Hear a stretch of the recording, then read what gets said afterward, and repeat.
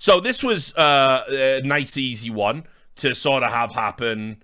And it shows, like, people don't realize, like, this isn't to toot my horn, right? This isn't to fucking say everything we do is so significant and so important. It's not. But we stamped our feet, me and Thorin, so loud that we've forced people like come and look over and go, yeah, we should actually address some of these issues. I don't know why more teams don't do this, but given that we've had a catastrophic sort of exodus from North American Counterstrike, which essentially has led everyone to conclude North American Counterstrike is dead. And let me just add that North American Counter-Strike being dead. Now, it exists in that quantum super state of it's simultaneously true and untrue. It's as untrue as anyone wants to make it, and it's as true as anyone wants to believe. And you go, Richard, you're babbling, mate. You're having a stroke or something. No, you see this with games. When StarCraft 2 was the number one esport, the community were going, dead game as a meme, right? And then when it lost a bit of its numbers because of oversaturation of tournaments and, refusal to region lock and stuff like that, it was, actually, shit, dead game is sort of dying, actually, yeah. And then the game started to die, and everyone was going, guys, stop saying it's a dead game, please. Like, all the people who were making money from it, don't say it's a dead game, because you're making it a reality. And everyone went, well, yeah, obviously, but I mean, it's too late now. Nothing we say is going to change the fact it's a dead game. So I've seen it happen before, and the dead game meme is now happening to NACS at least, and maybe CS in general. And as I said, those cataclysmic cascades that we talk about, this is almost, like I say, this is all the stage one. And not until orgs want to come back to North America and support teams, it's as dead as it represents itself to be. And given that Riot, the makers of League of Legends and now Valorant, have an NA preference, what better thing for them to have happen to their game? The continent they have a preference for, where the company's based, they are going to have an influx of ready-made personalities, influencers, and high-level competitors come to play a version of Counter-Strike with a reduced skill ceiling. And they're going to take a chunk of our audience with them. No doubt about it. That is now a very real thing.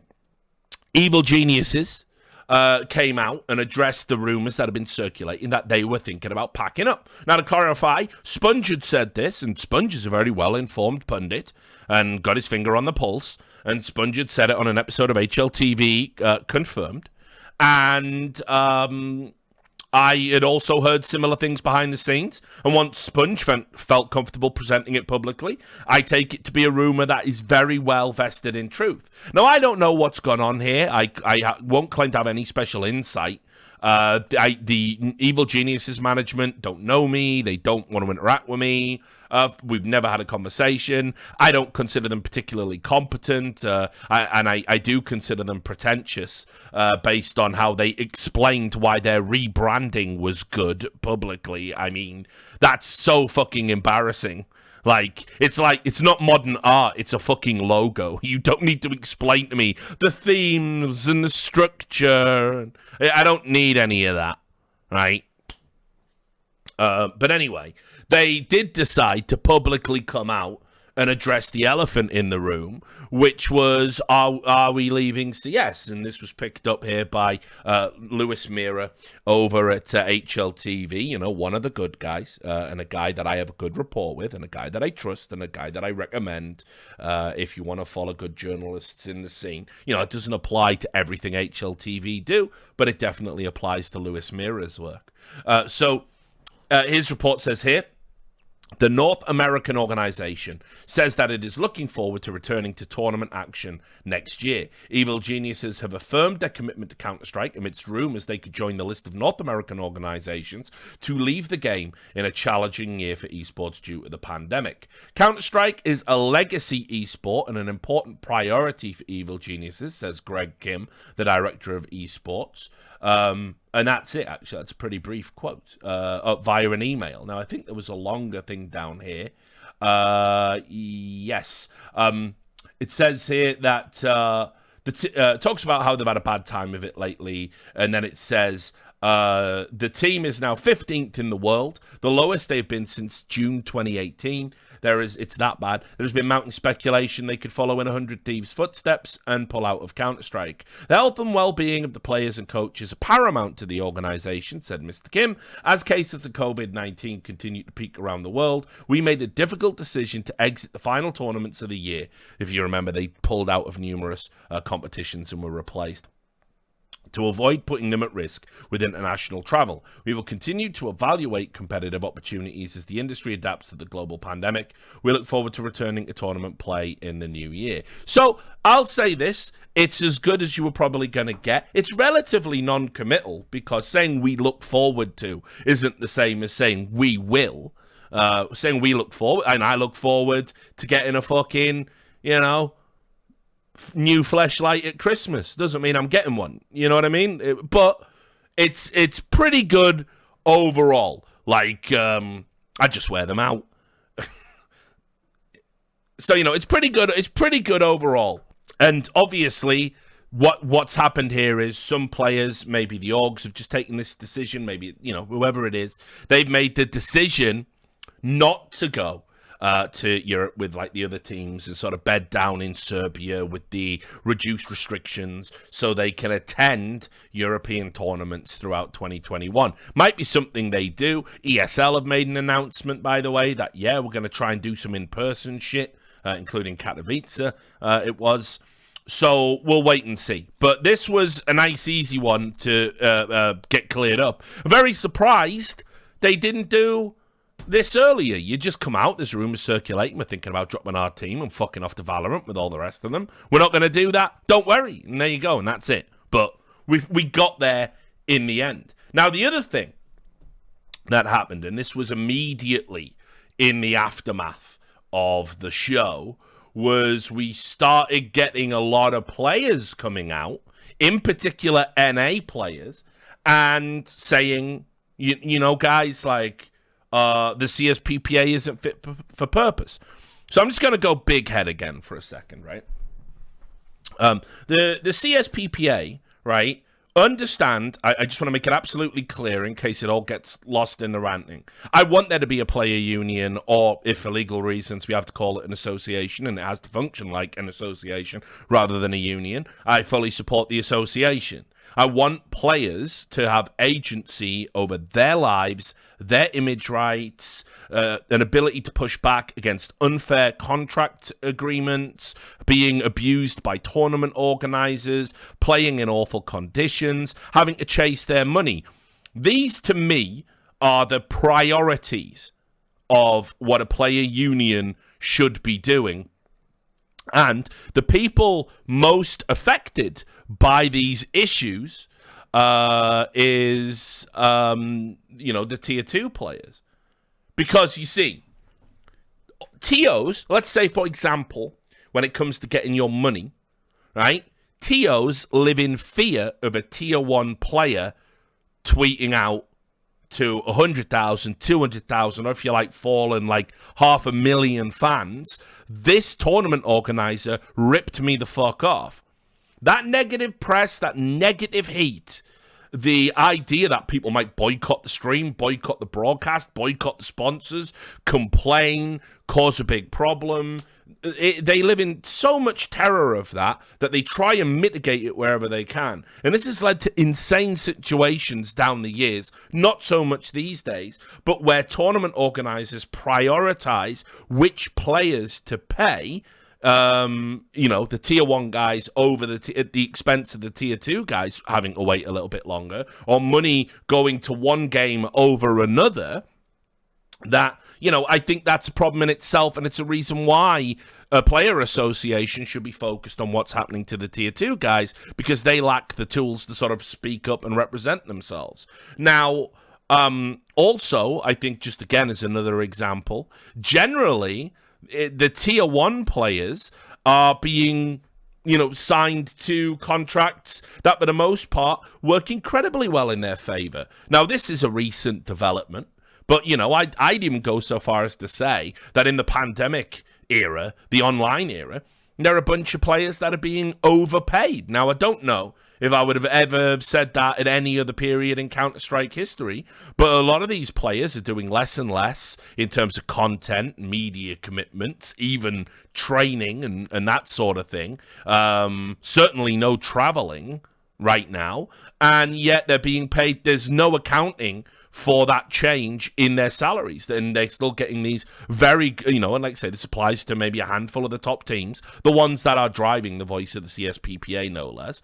I'd say they're making really, really good money, all things considered. And this is at a time when everyone else is saying the pandemic's making us cut back, So their paper hasn't been affected for the most part. There's only, I think, like Astralis I can think of that actually have been sort of impressed upon, we're just going to cut your money by 30% because COVID. I think all the other players haven't even took a pay cut. So, just saying, Tier 1 players are doing well. Meanwhile, I was hearing stories across multiple Tier 2 teams, mostly in NA, but certainly a lot in Europe, of players just being told, like, listen, you can take a pay cut, or we can't pay you, and we'll just kick you, and you'll never get your money. Or, in NA, people being signed to, contracts that have exorbitant buyouts, but tiny, tiny salaries. These are the issues. But every one of those people I talked to said they tried raising this and CSPPA aren't interested. So my viewpoint remains the same. That if you're a union, if you're an association, you have to operate with the interests of the weakest members in mind. And if you actively work against their interests, in some cases, or aren't interested in representing them at all, then you're not really an association. Or rather, you certainly shouldn't call yourself the Counter-Strike Professional Players Association. That name doesn't sum it up. You should be called like the Tier 1 Counter-Strike Professional Players Association. That's essentially all you represent. But what I'll also add is, I'm probably going to be writing an article about this as well. My next 2 weeks are gash, but I'm going to be writing an article about this. I've actually interviewed a ton of players, and I'm going to lift the veil a little bit about why I feel the way I do. Because I understand, it looks to me that the bridge between me and Scott has been burned. I mean, whatever. I think it's a shame. I've known him many years. Do you still consider him a friend? But it is what it is. I got to speak to my heart and my values and my beliefs. I can't surrender them, and I'm not the type of person to do that. I'll try and mend fences wherever I can these days because I'm old and I realize fighting all the time is very tiresome. And that's why you'll see people like Rod coming on the stream and stuff like this. But if ever I felt, anybody was on, Thorin, Sam, if anyone was ever on the wrong side, I'm not going to suddenly go over to that side and stand with them because we're mates. I'm going to stay on the side I believe is the right side. That's who I am.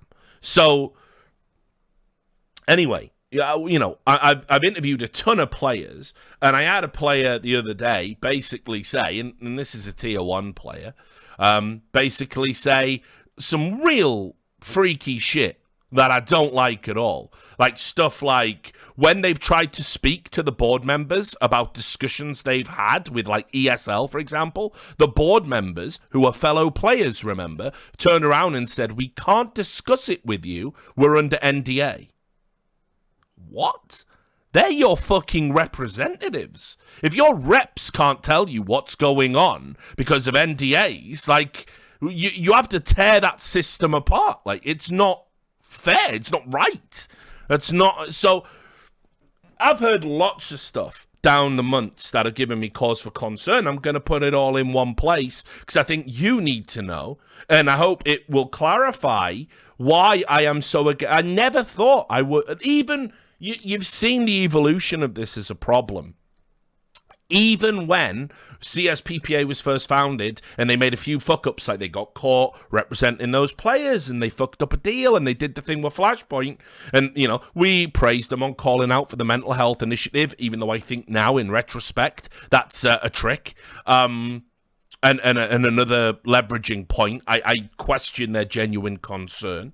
But like I was saying, if they do 50% of their things wrong and 50% right, I'll take that. But where we're at now is we're rapidly approaching what we said on the episode of the podcast, which is this is a special interests group that now, by virtue of having seduced a lot of Tier 1 players to its ranks, can now shut down any tournament it likes with impunity simply on the basis of them having not paid their fees to the institution. I don't like that. I don't like shakedowns. I don't think that's how it should operate. Now, I also talked to a bunch of other people, and I just want to clarify this. This is what I've been told by multiple sources, but if I felt 100% comfortable that it was definitely the 100% truth, I will write it up. So I need you guys to understand, when I am told things that I believe are true, it's not the and I tell you them on a stream, because I think you need to know that it's not the same as me writing a report and putting my signature on it, where I have, lest we forget, a 100% accuracy record in 16 years. That's unprecedented. That is unprecedented in almost any journalism, and it's because I operate on this level of caution. But I don't think that should preclude me from telling you things I hear that I think are important, because if they are true, I think we need to be aware of them. So, with all of that said, you may remember that the framing of the CSPPA was that there had been a leak of voice comms, that an analyst at the Blast had taken communications from a team and then shared them with another party, which would be outrageous. It would be out-fucking-rageous. And that person would have to be fired, potentially from ever working with the Blast again. And I would totally sign off on that, by the way. If you take confidential information that you only can obtain by way of working in a particular job where you swear, I'm not going to share this confidential information, then there has to be reprisals for that. There has to be. And I don't care who it is. I totally agree with the principle. Thing is, I talked to some folk about it, and what I've been told is, yeah, they've exaggerated a little bit. Here's what supposedly, according to my sources, what they have told me happened. An analyst was listening in on the comms, as analysts at the Blast can do. Then the analyst left the Blast and is now working in a different job. They don't work with the Blast anymore. And they are now in a job where they work with a team. And the problem is that because they used to work as an analyst and now work with a team, players don't like that some players believe that person has used that as an advantage for creating their strats online. Now, see a lot of people typing a name in there. I'm not saying it like nobody will give me a name. Nobody. They won't. Not privately, not off the record, not on background. Nobody will give me a name. But here's this is what has pissed all the players off. Because players, when they lose a game, they immediately look at why. And because of like the coaching bug and all this other stuff, they're really het up at the moment about people having unfair competitive advantages. The CSPPA identified that, and they have pushed that button, and the players think this is an issue worth striking over, when in actual fact, as I've explained it to you, it's somebody changing a job. Now, it's an unfortunate reality. I work as a journalist. I work as an investigative journalist. I am privy to lots of things. This is why when we say stuff on BTN and you go, bloody hell, 2 months later, they were right. You have to understand why. We're never going to throw a source under the bus. We're just going to put it out there. This is having your finger on the pulse.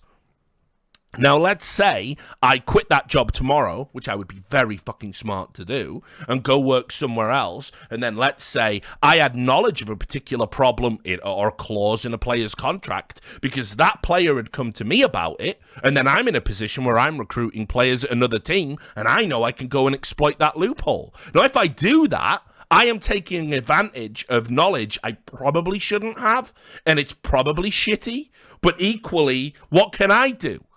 You know, I know it. I can't unknow it. And I'm now in a different job where it behooves me to know it. So you get these weird fucking things like this come up in esports all the time. And not just esports, just out there in the world. It's why Americans are so big on these non-competes that are practically unenforceable and are absolute bullshit. That's what they're worried about. So anyway, that seems to be what's happened here. And as a result, I stand by what I've said in that cannot be grounds for a strike action deliberately contrived to cause maximum disruption. You cannot justify that.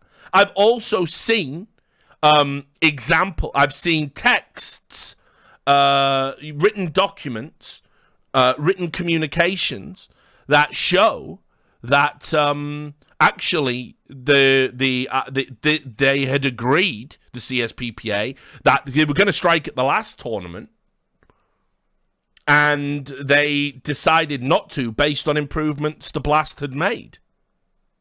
It looks like it's a contrivance to me, and I can't co-sign that. I don't agree with that.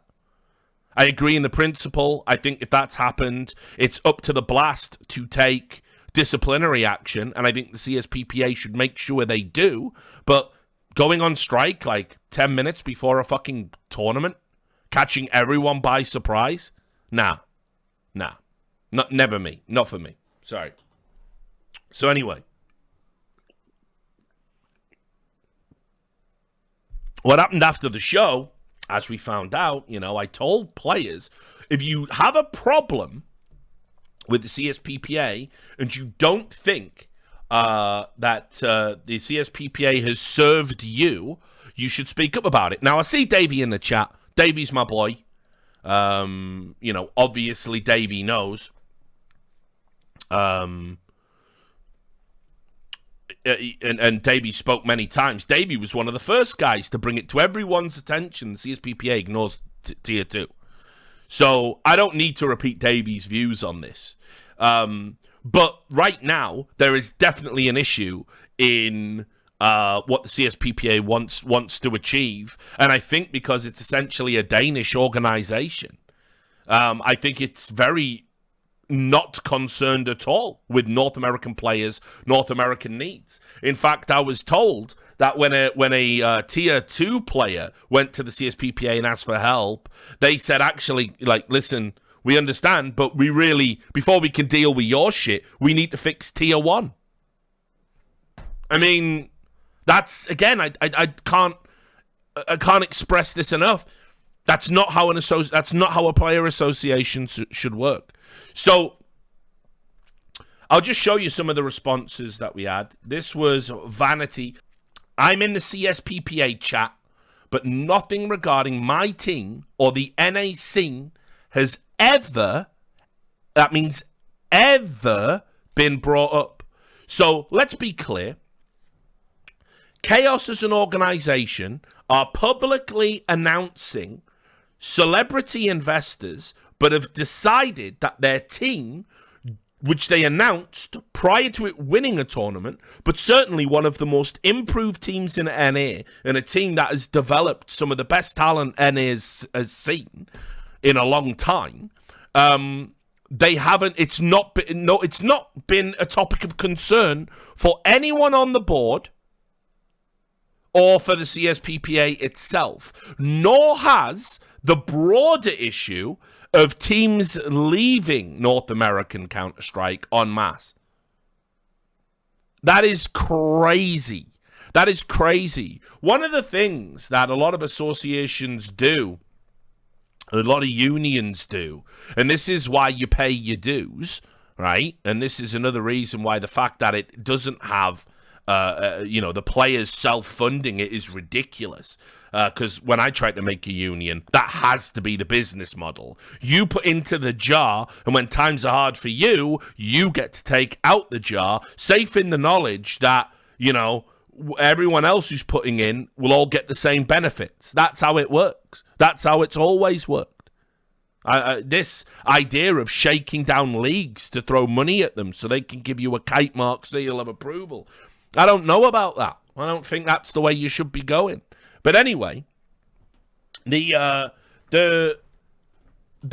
reality is the CSPPA not talking about chaos here, where players are essentially being made redundant through no fault of their own and having to pursue other opportunities. You do understand that, one of the things the CSPPA said it had was that in the result of a mental health emergency or a physical emergency where people were unable to play, they had a slush fund agreed upon by the leagues that meant that these players would be given sort of a subsistence wage in the interim.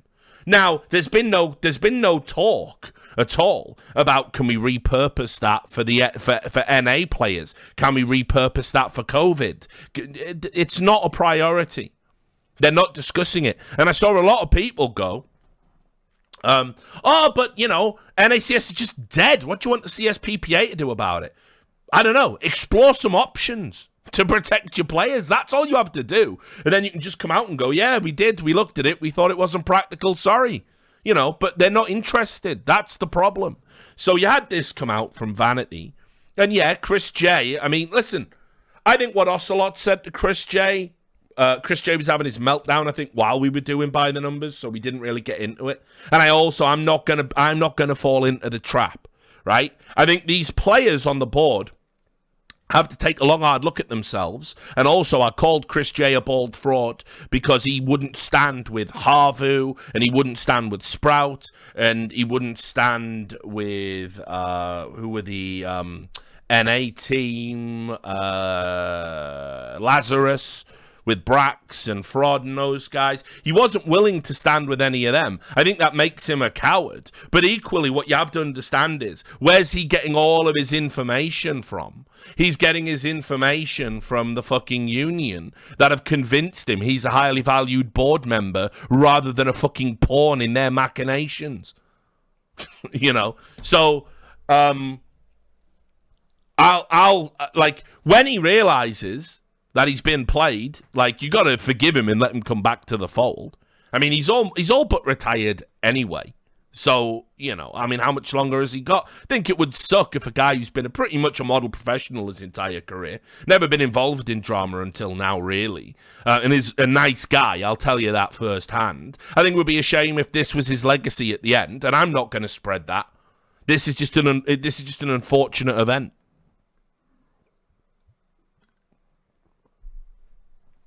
Remember, nuance.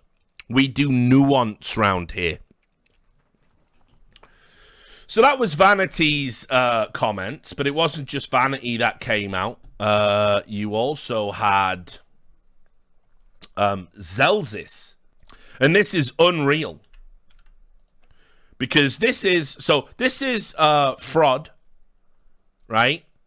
Replying to Lurpis. Lurpis asked the question, how many tier 2 players, right, after they proudly announced their 300-strong membership, management talk to and assist tier 2 players every day? This is false.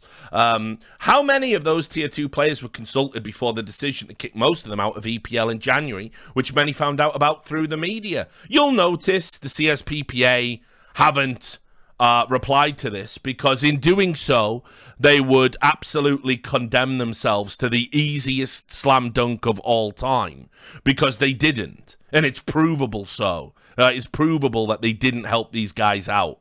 that these guys found out after ESL and CSPPA had talks and agreed the direction to go into. There was no appeals, no vows that they would fight their battles for them. They literally just found out you essentially don't have a slot in the league anymore, and maybe don't even have a job anymore. So this was Fraud. Fraud is the guy that was coaching Lazarus. And you'll notice, this is another thing just to note, you'll notice how much happier a lot of these guys are now that they're in Valorant and not under the yoke of the tier 2 bullshit in North America. It's very hard to say, like, oh, come back, it'll all be fine. Nah, actually, fuck off. Stay gone, mate. You're better off. I can see that already. I've had, like, one conversation with Fraud, either side of him moving to Valorant. And when he was in CS, he was miserable. And now that he's in Valorant, he's all upbeat. Yeah, I'll come on a show. We'll talk about it, mate. Yeah. So, that's just the reality of what's going on. Anyway, he said, can confirm the CSPPA never spoke to any of my players, including Brax, the whole time they knew we were about to get our spot stolen. As far as I know, the other affected teams were not spoken to either from NA. And then Zelzis chimes in and goes, hey, Danny, remember when I had that meeting? And I was basically told nothing could be done ever, and they have no power whatsoever. Ha ha, I do. Which is brilliant, isn't it? I mean, that's what I want to be told. When I finally get a sit down with my fucking union reps, I really want to be told, listen, mate, we're just pissing in the wind here. Like, fucking, we're just pissing in the wind. We actually have no power or influence whatsoever, and therefore can't ever help you on a topic of, paramount importance. Sorry, mate. Now, the worst part is, as you've seen with what they done against the Blast, they sort of do have power. I mean, in so much. And there's a little thing. I'll go big head for this because it's additional context. Now, one of the reasons why I always hate being called like a fucking conservative or a right winger or a fucking Tory or a Republican or whatever nonsense people throw at me because 6 months at Breitbart, he must be vehemently right wing. One of the things I hate, especially when Americans do it, is like, I've lived in Wales in the Northeast, the heartland of the labor union movement. The place of strikes that devastated communities. Strikes that were so long ongoing, the Prime Minister of Britain deployed unprecedented amounts of police to try and smash them. While everyone was starving, scabs were being tempted with unbelievable pay packets just to go in and dig a little bit of coal, and we all stood firm. So, also, fundamentally, these strikes ended in failure. All of that misery and suffering for nothing.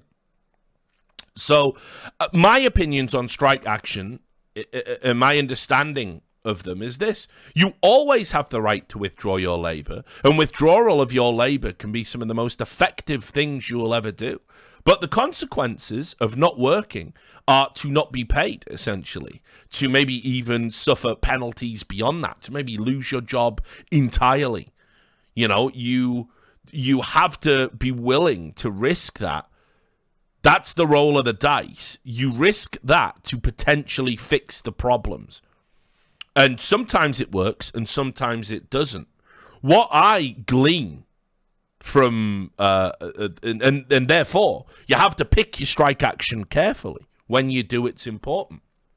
What I glean, therefore, from the actions of the CSPPA is they don't consider a business partner, which is what ESL are. There's no other way of framing it. They are a business partner. CSPPA can say, well, they pay us, but, we don't listen to them. The money is just there. You have written glowing statements about ESL. Glowing. How can they be trusted when it comes with a cost attached? They can't be. So, what it says to me is the CSPPA have deemed strike action in the case of you losing a league slot or potentially being, made unemployed. They will turn around and publicly say, what can we do? We can't do anything. We got no real power. We got no real authority. Over a matter where the players have been, they've suffered in their minds a minor transgression. They were willing because they knew 10 minutes or whatever it was before a game starts, you're absolutely fucked if you want the fireworks to continue, if you want the show to go on. They knew that a strike would probably be quickly resolved with some mealy-mouthed bullshit. And a huge inconvenience to Blast, a huge inconvenience to Blast staff, their sponsors, their partners, their subsidiaries, and over what sounds increasingly like a very silly, marginal thing. So, ridiculous. Additionally, I believe there was also another person popped out. Let me just see if I can get it. You might have heard of him. You might have heard of him a little bit. A guy called Simple. You might have heard of this guy. And I had this video looked at by someone on my Discord who speaks Russian. And basically, they have vouched that this is an accurate translation.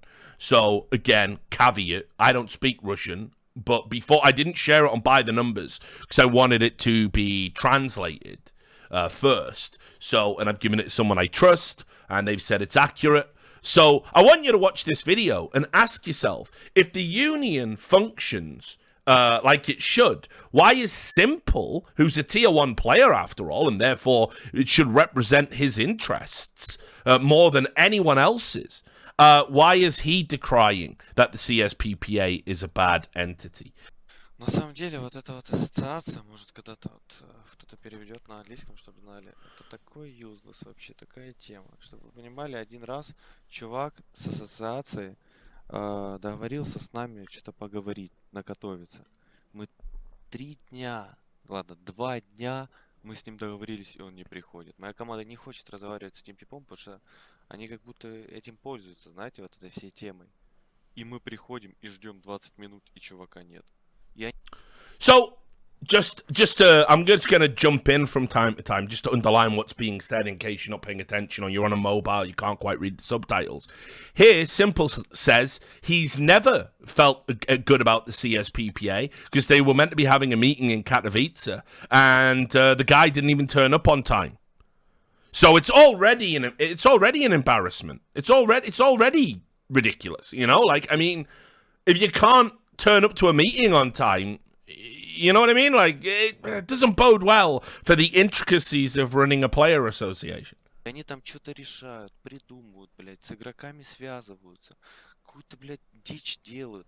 Вот почему мы тоже были против того, что выкладывали voice-коммуникацию.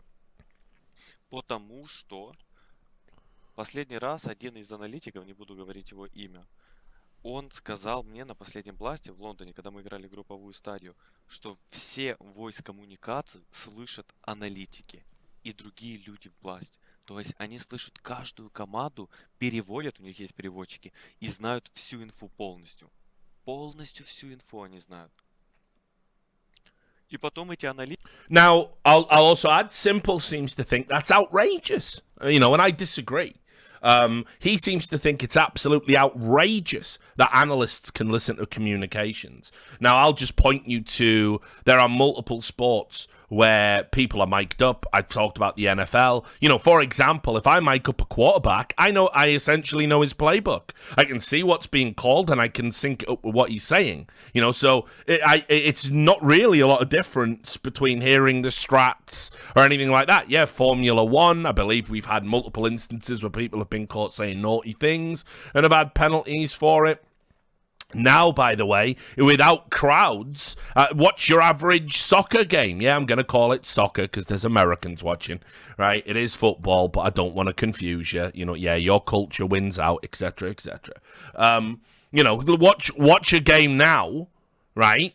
And fucking, you can hear everything the players are saying because there's no fucking crowds. There's no fucking crowds. So I don't think it is that outrageous. I think it gets outrageous as we start segueing into the next part. But remember what I told you earlier. See? Analysts become coaches and managers of other teams. выбирают. I'm not да, saying that they take какие some ценные information for играют, themselves or значит, steal, but this is wrong and not nice. Now do you start to see how they've exaggerated this issue? You were told it had happened. Now it seems the issue is that it could happen. Not really. Not really worth a fucking strike over. The potential. писали, типа, мне написал Apex, кстати, мне написал. Все, говорит, команды согласны на то, чтобы дать им условия, чтобы не записывалась voice коммуникация и не отправлялась всем рандомным людям. И вообще, как это КСПА, блядь, ассоциация? Что, как вообще она, блядь... You'll also notice there, he is saying, other tier 1 players told me we resolved this issue, which is what the Blast claim and what every team owner in the Blast has signed to say happened, that in November, I believe it was the 23rd, we all got together and signed an agreement to make sure no information would be shared or spread, and anyone caught doing so would be subject to penalties. And the CSPPA are aware of this because I've seen communications that show that they've gone, yeah, we're not going to strike now, previously, for the last event. Часто я не понимаю. Пиздец, я свою сейчас группу, блядь, создам, КС, CIS ассоциацию. Вступите, блядь, все туда. 1 миллион человек будет. Будем, блядь, решать вопросики.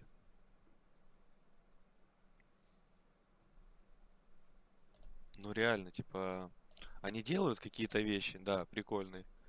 Но как будто, знаете, в чем-то есть подвох вот таких вот групп. В чем-то, блядь, как будто что-то не так вообще. И там, например, какие-то типы, вот этот пост вышел, там один лаундер сказал, что капец, они типа правят вашим мнением, или что они вам там наговорили, или они хотят какие-то деньги, я не помню, как он правильно написал. Я говорю, нет, я просто, если все команды согласны, то, блин, то что нам не согласиться? Я не хочу, чтобы voice коммуникацию выставляли. Там помимо стратегий и всего прочего, там есть и мошна, и наоборот хорошие ситуации, и какие-то шутки. И о них знают какие-то люди. Сейчас уже они сказали, что они будут знать только судьи. И это типа будет письменно проговорено. Но до этого, ну представьте, я вам дам пример. Есть СНГ аналитики, комментаторы, и есть английские аналитики, комментаторы от Blast. У этих есть информация о всем. О том, как команда общается, насколько они четко говорят информацию. Может, они нервничают, может, они кричат, может, они ссорятся. И они могут аналитику составить намного лучше. Правильно? А СНГ не знают эту информацию. Наши ребята не знают ее вообще. Я не говорю, что это сейчас, но в последний раз, когда мы играли Blast на лане, помните группа, там, где мы еще Астралисов выбили, камбэк на Инферно сделали, и потом Виталити тоже выиграли, и Комплексити за первое место. Вот тогда 100% я знаю, что эту инфу слушали аналитики. Не даю, я просто решил объяснить, чтобы не было каких-то других вопросов. Типа, и вот отчасти, да, и отчасти из-за того, что вот мы согласились, мы из-за этого играли игру там в 3 часа ночи. Матч у меня закончился. So, I mean, like, even simple, this isn't like, see, there's an arrogance, there's a conceit at the heart of the argument that when you see a fraud or a Zelsis or a Vanity speak up, and I know it's there, and I know Chris J believes it, to use him as an example, I know some of you do too, they're just NA shitters. They're only pro by the grace of the fact that all the best NA players have ended up on teams that are moving to Europe. They're not real, you know? But if their complaints don't convince you and don't move you, the surely simple, who is, I mean, I describe him as the best player in the world. Alex was very quick to correct me on that last time he was in my chat. But he says it's Ziwu. Whatever. The point is academic. He's one of the top 2 players in the world. And he's saying, like, why do we even need the union in this form? It does nothing. We worked with the teams worked with the TOs worked with us. We got this problem resolved. Then they bring up this problem as if it's an issue, and it surprised a lot of players. So I would even glean from that actually it seems to be something that's pissed off the board members more than anyone. It seems ridiculous that anyone else gives a fuck. Clearly Simple doesn't. Clearly 80 to 90% of the tier 1 players don't.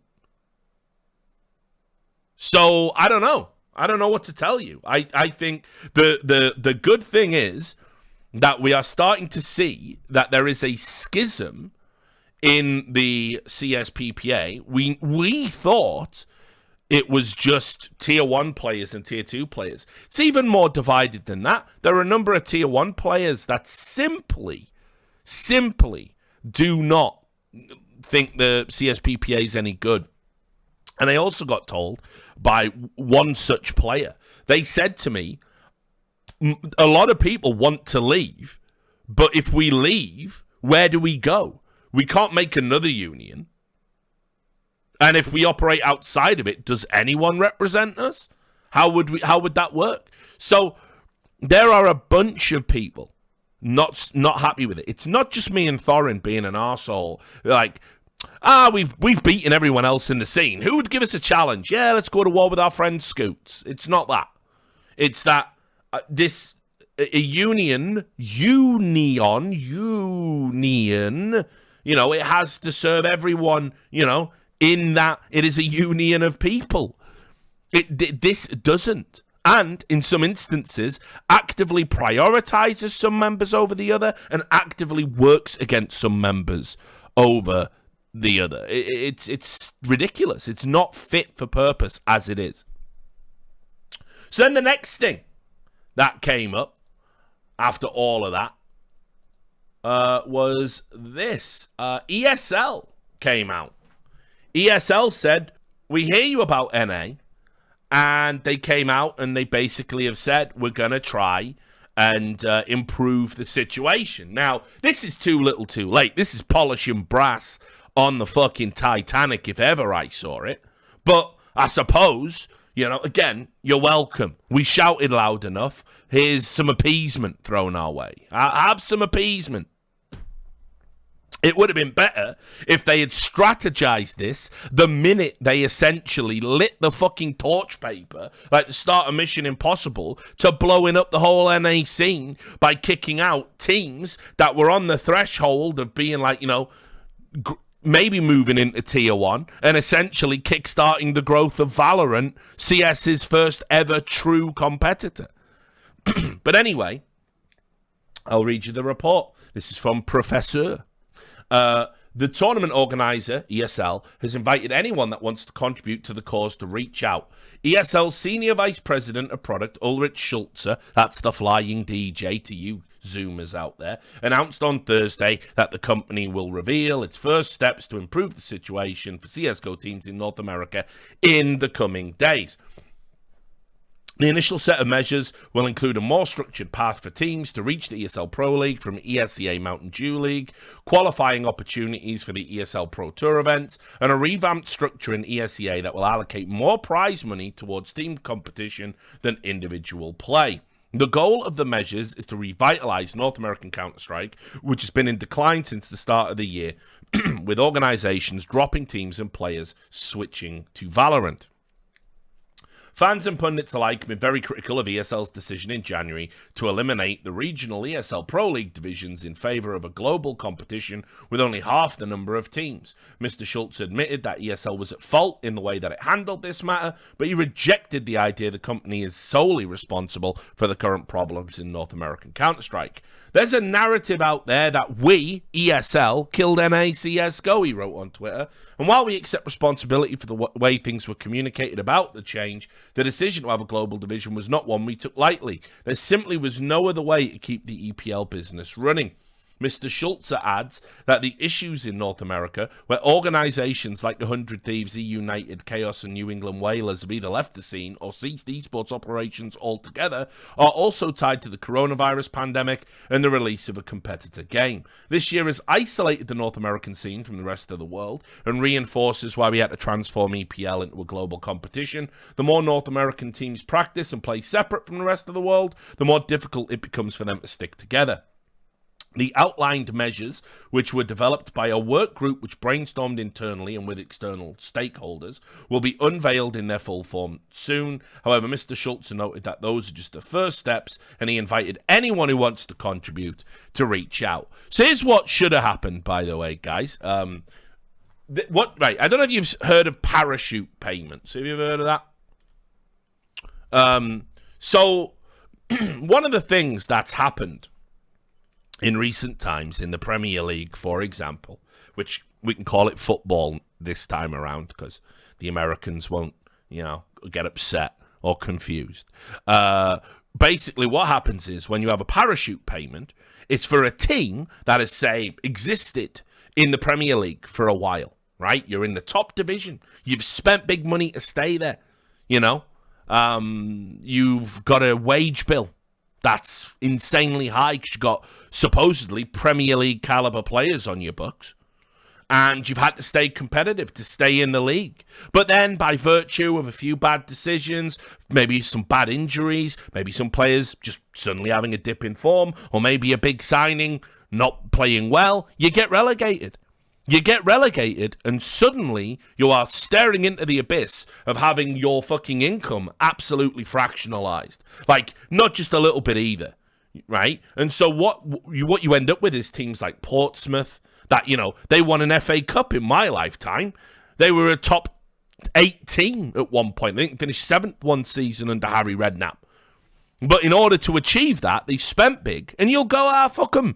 They're living beyond their means. But the problem you have is once you drop out of the league, it's cataclysmic. Again, it sets off that cascade. You can't get back into the league. You get relegated again. You get relegated again. Now suddenly you're in the lowest tier of fucking English football, and you're having to pay players to leave because paying them a lump sum is cheaper than keeping them on the books. You don't know where your money's coming from. Your sponsors aren't re-signing. They're going to Premier League teams. It's a nightmare, and a lot of teams go under. So, to ease that burden, the league agreed, listen, you've contributed to the Premier League in some way. If you get relegated out of it, we'll give you a parachute payment to lighten the load, ease the burden. Here's what ESL should have done. ESL should have said, listen, we're cutting the league in half, but we're essentially gonna buy the slots from you for a nominal fee.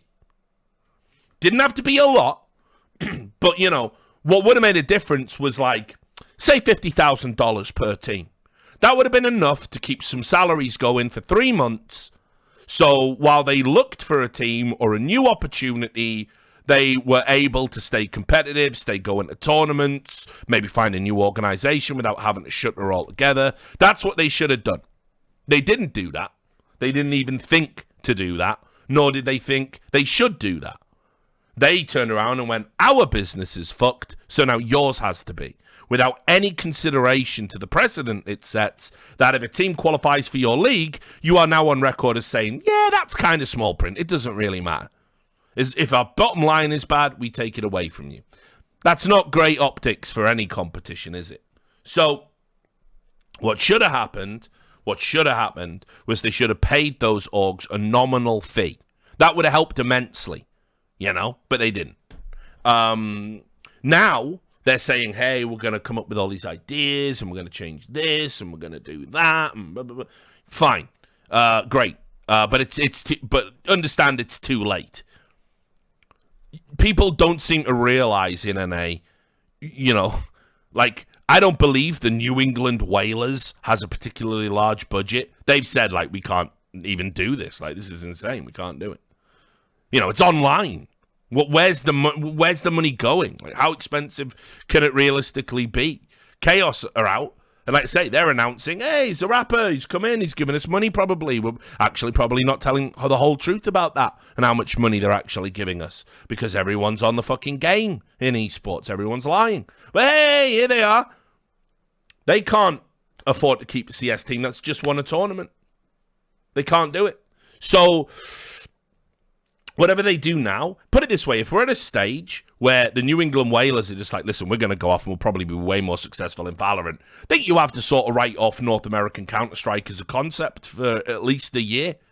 You know, what you're going to have to now hope happens is Riot drop the ball over in Valorant and some of those, and we get suddenly a bunch of like gaps open up, like, oh, come to this league, enter this open tournament, and suddenly a Valorant team goes, actually, yeah, we could probably win that. Fuck this. Let's quit being a Valorant team. Let's go back to CS and see if we can do it right this time.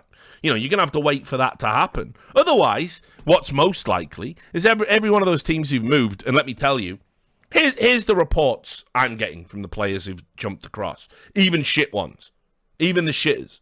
They're saying they've already had more communication from Riot and Riot staff members than they ever had in their entire Counter-Strike careers from Valve. They've already been told a rough framework for big plans. They've already, in the first year of the game's existence, entered into a developer-run esports event that achieved very good viewership when certain North American teams were playing. They have already established that they are getting a more stable salary with more stable opportunities, even sometimes within the same organizations they've played for in Valorant, because the org has way more confidence that there's going to be a return on this. Some people are even making more money already. So when you start piling that up, you know, yeah, why would these guys come back? Why would someone like Wardell ever come back to CS? Why? It's never going to happen. So we need to say, yeah, actually, probably. I saw someone the other day misquoting me. Not just misquoting. A misquote implies they change a word or two. Completely making something up because they're fucking mentally ill is a more accurate description. I saw someone on Twitter say, Richard Lewis leaked that TSM was going to buy the EG Counterstrike squad to represent them in CS. Why would TSM do that? Why would they even go for a CS team now? That boat has fucking sailed. That boat has fucking sailed, guys. Like, you're never going to see an org of that size or stature in our game until we fix all of the problems I've been talking about. It's done, you know?